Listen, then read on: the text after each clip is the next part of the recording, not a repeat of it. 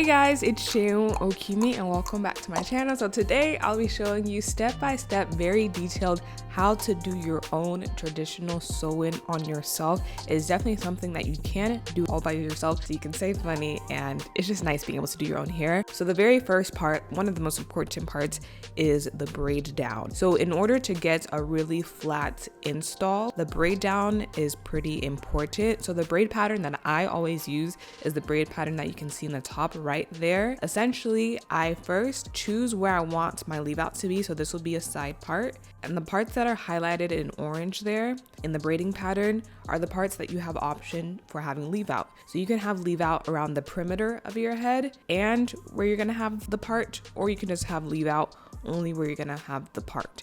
Today, I'll only be having leave out where I'll be having my side part.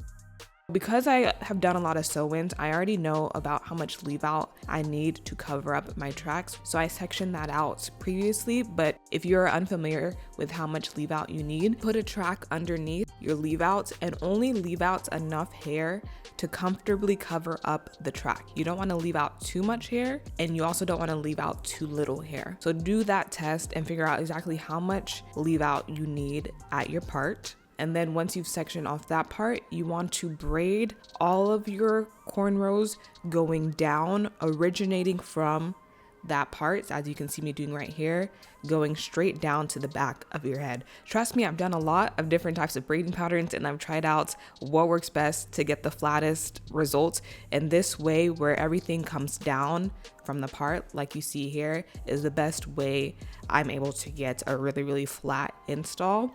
So once I'm done braiding all of the braids, with the rest of my hair, I like to use a crochet hook and essentially just put the ends of my hair in between the gaps of my cornrows in a way that allows it to lay as flat as possible. So I'm just going through and feeling where there are gaps and where I can tuck in the ends of the braids, all with the goal of keeping it as flat as possible and only putting the braids there in the gaps. And then I'm also using some bobby pins there to help tuck it down. And as we sew, I will take the bobby pins out, but the bobby pins there right now are just to help me keep it in place before we sew. And that is our braiding pattern. Super simple, best braiding pattern that I've been able to find. Now we're gonna go ahead with the sewing part. So the hair that I'm using is Brazilian body wave hair from Alipearl, and I'm using the inches 18, 20, 22, and 24, 4 bundles, and I am grabbing a needle and thread. This is needle and thread made specifically for doing sew-ins, and you find it at your beauty supply store, but you have to go up to the front desk and ask them specifically for needle and thread. And I get the nylon thread versus the cotton thread because I think it's better on your hair. I'm not sure if it makes that much of a difference, but I like using the nylon thread. And I go ahead and thread the needle by putting the thread through the needle, and then you can make it as long as you want and then just cut it and then tie it off at the end and cut off the excess thread, and then you have your threaded needle to work with. Once my needle is threaded, we can begin sewing. So to begin sewing, you're going to take your threaded needle and put it through the edge of the weft, just like that. And I folded this weft in half, and I'm putting the needle through the edge of the folded weft. This just makes the process go faster because you're essentially going to be sewing twice as much on at a time. You don't have to do this, and I only do it for the first bundle that'll be on the very bottom. But yeah, I folded it in half just to make the process go a little bit faster for this first bundle. And I'm gonna continue to sew this on. So to begin sewing, grab that threaded needle that's attached to the weft and go up from under your braid and pull it through so that the weft is holding on like that. And then what I like to do to help make the process easier is I like to bobby pin the hair in place, just so as I'm sewing, I don't have to use my hands to hold everything up. Everything stays held up. So once it's held up by the bobby pin, I continue to sew down the weft. So I sew under the weft and under the braid, and then before pulling the needle through, I loop it through the opening of the thread. So I'm going to show you again. I put my needle under the weft and under the braid, and then loop it through the opening of the thread to form a stitch. It's kind of hard to see there, so I'm going to show you on this mannequin head so you can see it very, very clearly. But I put the needle that's attached to the weft up through under the braid, and then I use my needle to go under the weft and through the braid, and then I loop it through the opening of the thread to form a stitch. And then I do the same thing again. Notice now as I'm sewing on, I'm not actually going through the actual weft. I'm just going under it to sew it on. I'm doing this intentionally because it allows you to put a little bit less wear and tear on your wefts if you're not actually puncturing the weft with a needle every time you sew it. Instead, we're just going underneath it to sew it on to the cornrow, just like that. So we're just going through the rest of my head, sewing in the same way, just going underneath the weft to sew it on to the braid and looping it around to form the stitch. So for the very first track, you're going to sew it down along the very edge of the bottom of your hair. And like I mentioned before, we used some bobby pins to hold the ends of our braids there in place. And now as we're approaching those areas, as I'm sewing, I'm also grabbing some of the ends of those braids as I'm sewing the weft onto the braids. To also sew those braids down, the ends of those braids down, just so I'm kind of sewing everything all at once. So there's fewer stitches that I have to worry about taking out later. And as I'm doing this, I'm also taking out some of the bobby pins that we put in earlier. And then once I get to the edge, I'm going to flip the hair over and I'm going to bobby pin it up in place. And then I continue stitching after I flip it over. Now you have the option of just cutting your track once you reach the end, but I like to just flip over the tracks instead of cutting them because it makes it easier to reuse and I don't have to worry about the bundles being all cut up. So I just flip it over and then continue sewing. And I'm just going, leaving about maybe like half an inch, a few centimeters above the last row we just sewed, just sewing onto whatever braids I can feel with my hands there. And I want to show you what I do whenever I run out of thread. So whenever I run out of thread, I loop it through 3 times to make it more secure. And I do it again in the same exact spot. So I loop it 3 times in the same spot. And then I cut the needle off of the thread. And then without remaining thread, I tie it twice.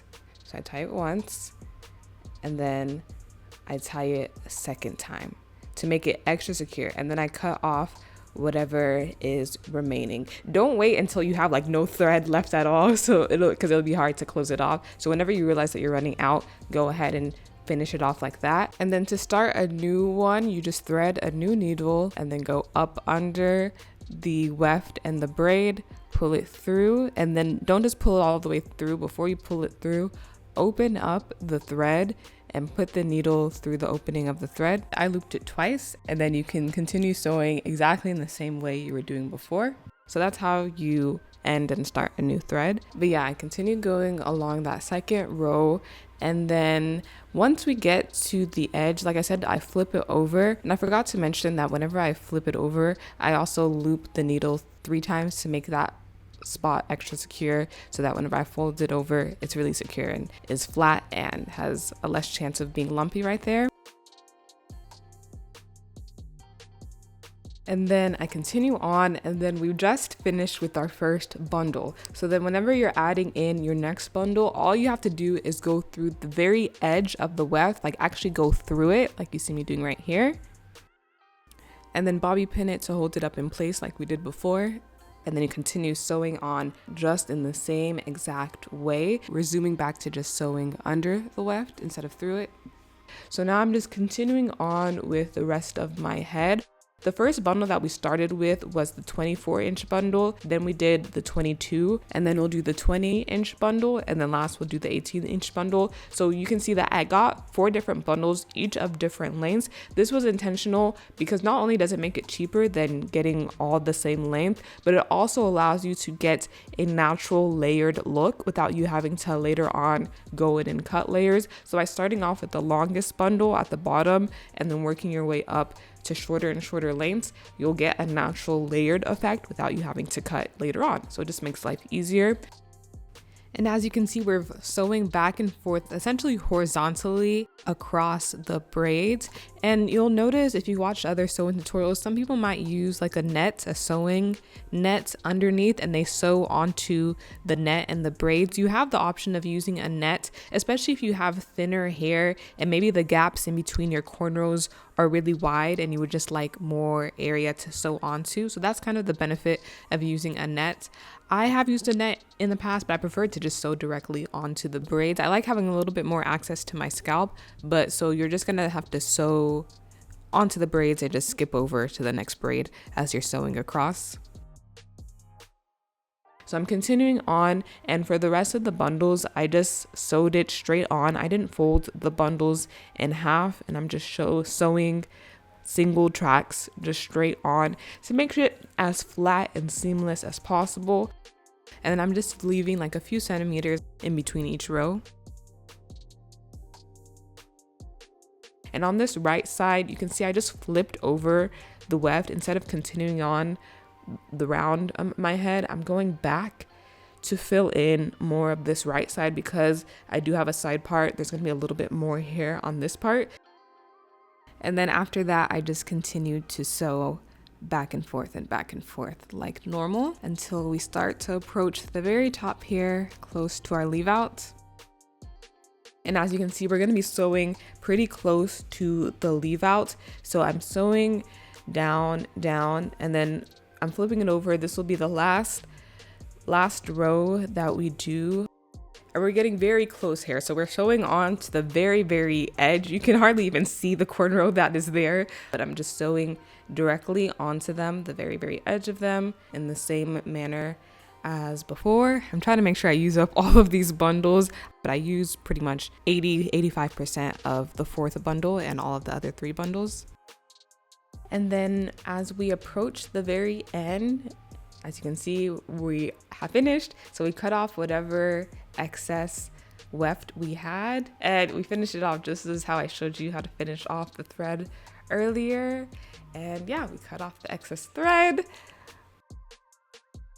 And just like that, we are finished. So I just cover up the tracks there with my leave out, and this was the end result. Super flat, super sleek, easy to do on yourself sewing. It's definitely something that anyone can do as long as you can honestly just cornrow, and you don't even have to be good at cornrowing because your cornrows are going to be covered up anyways. Even if they look a mess, it doesn't really matter. The sewing part is all you really need to know. You can even do flat twists underneath the for the base. But yes, that is how you're able to do your own sewing by yourself. Take charge and learn how to do your own hair yourself. Sometimes it's so freeing just being able to sit down and do your own hair. So I really hope that this video helped you. You can let me know if it did. You can subscribe for more tutorials and like this video as well if it helped. And yeah, I'll see you guys in the next one. Thank you guys so much for watching. Bye.